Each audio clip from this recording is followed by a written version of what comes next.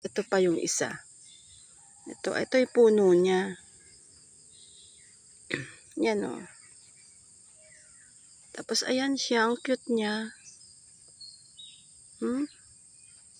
Di ko alam kung bulaklak ba ito o bunga. Meron pa dito sa paligid niya. Nakapaikot.